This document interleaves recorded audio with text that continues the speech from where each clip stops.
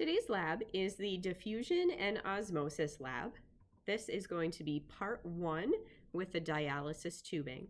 So here I have 6 unknown solutions. They are all solutions that are made with sugar and water of varying concentrations. So they range from 0 molar sugar all the way up to 1 molar. So it's 0, 0.2, 0.4, 0.6, 0.8, and 1.0.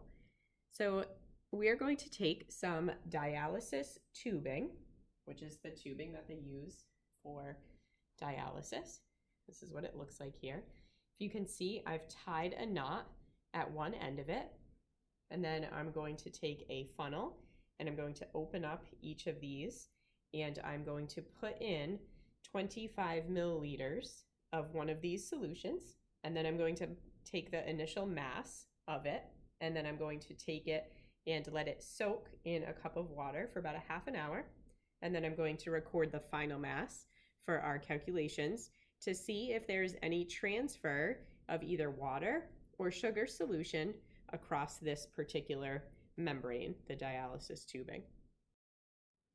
So I have my red solution here. I have put it inside my dialysis tube and I've tied off both ends of it, and I'm going to record the initial mass of it, and it is 17.20 grams. And then I'm going to take this afterwards, once I have them all done, and I'm going to place it into a beaker of just water and let it sit for a half an hour. So record the initial mass of the red solution, and then I will fill the rest of them. I have the orange dialysis tubing filled up to the same level, and the initial mass of this one is 17.46.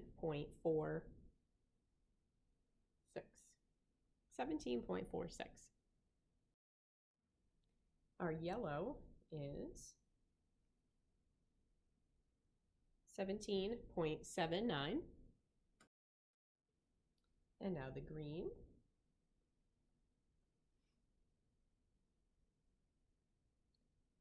16.34. And the blue.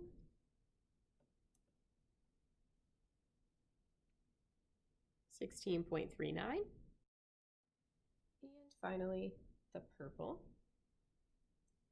16.22. These are all going to go into a beaker of water.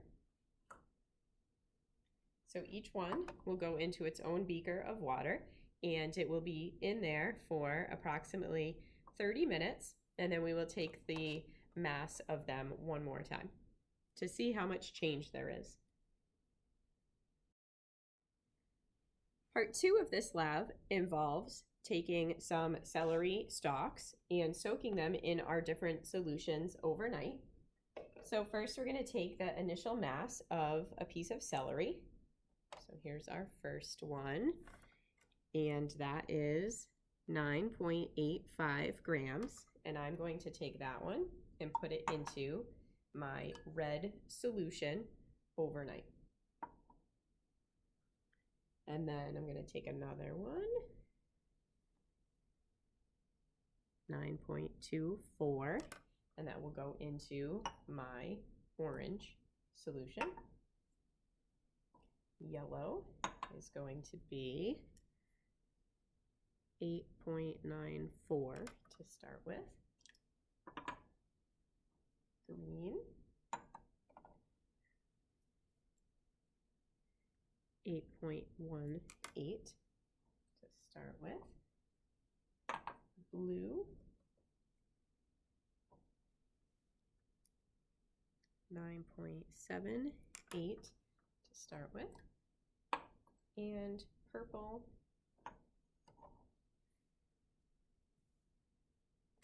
take a little off of that one. That one's a little too big. Let's try that. Pretty big. Let's try this one. Heavy pieces of celery here. Try that. Nope.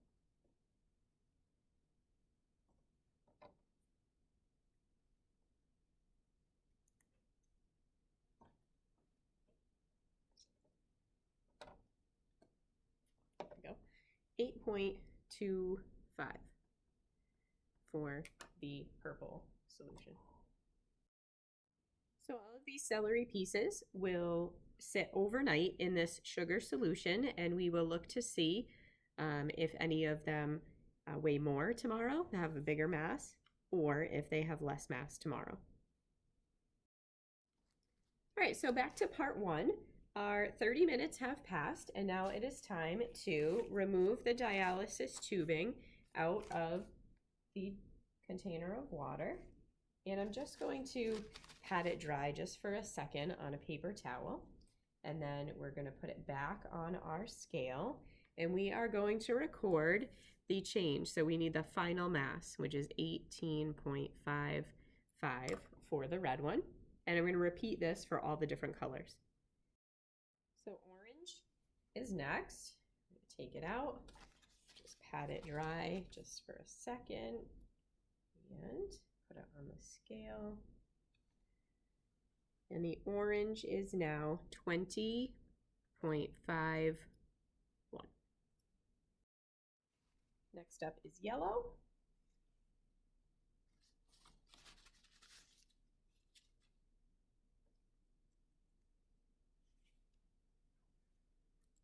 $23.05. Green.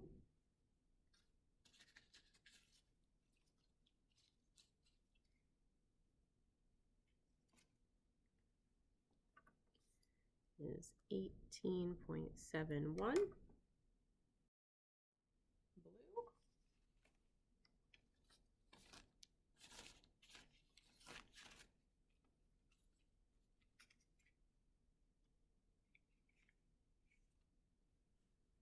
Is 16.63. 262. And purple.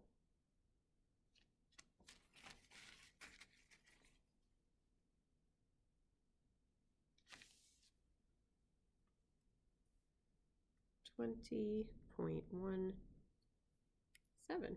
Keep changing on me. 20.17 is the final mass for the purple.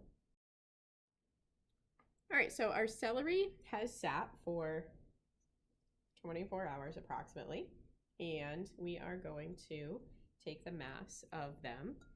So I am actually going to show you too. We're going to actually peel the celery. I'm going to dry it off just a little bit here. But if you look, this celery is pretty flexible. Ooh. So it does have a little crispness, but you can see how much bend it has in it. So this is the red. So let's take the mass of the red one. And it is approximately 9.84. Our orange celery, dry it off here for a second, is definitely not as flexible. You can see that before I snap it, I really have a hard time manipulating it. So this is the orange, and our new mass for the orange is 9.04. Our yellow celery is pretty flexible here. You can see how much movement I have in that yellow, and I can really not snap it. It's just gonna bend. So let's take the mass of the yellow celery. We have 8.73. I'm sorry, I'm gonna weigh the yellow one again because my scale actually had some residual water on it before and I re-zeroed it. So let's try the yellow one more time. See if that makes a difference. So the yellow is 8.45.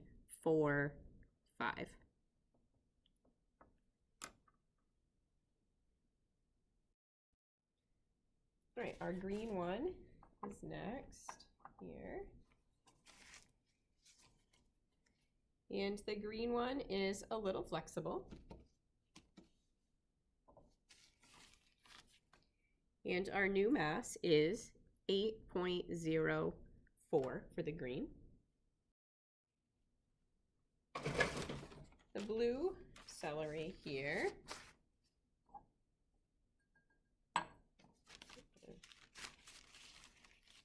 So the blue celery is not very flexible at all, and it has a mass of 9.85. And finally, the purple.